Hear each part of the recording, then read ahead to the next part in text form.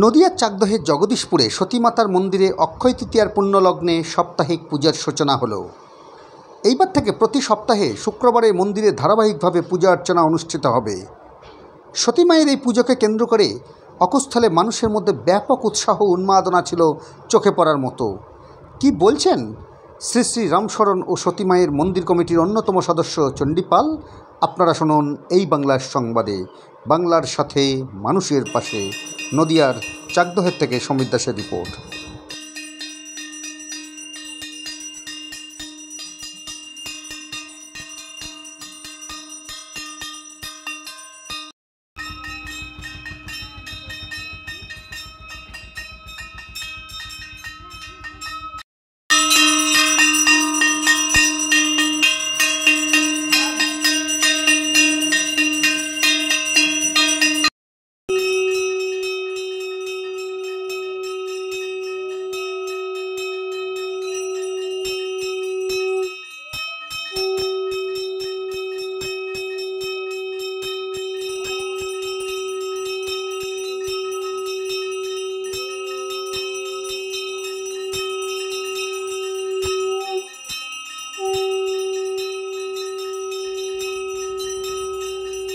আপনারা এর আগেও জানেন যে সবাই অবগত আছেন যে আমরা জগদীশপুরের রামশরণ সতীমাতা দোলমেলা কমিটির পক্ষ থেকে আমরা একটা মেলা 26 বছর ধরে শুরু করেছি সঙ্গে সতীমায়ের পুজো।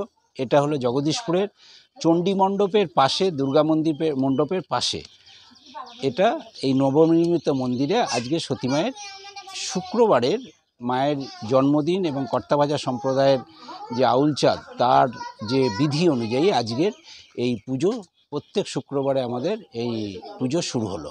আজকে থেকে প্রচলন শুরু হলো। আচ্ছা, আজকে কি বিশেষ তিথিতেই? হ্যাঁ, আজকে অ্যাকচুয়ালি এটা এমন একটা তিথি যেটা কর্তাবাজা সম্প্রদায়ের, এটা যে আউলচাঁদ এই বিধি প্রথম প্রচলন করেন যে এই দিনে মায়ের সতীমায়ের যারা ভক্ত তারা সবাই এই দিনেই উপাসনা করবেন। আপনার নাম পরিচয়? আমি চণ্ডীপাল, জগদীশপুর, চাকদা নদিয়া।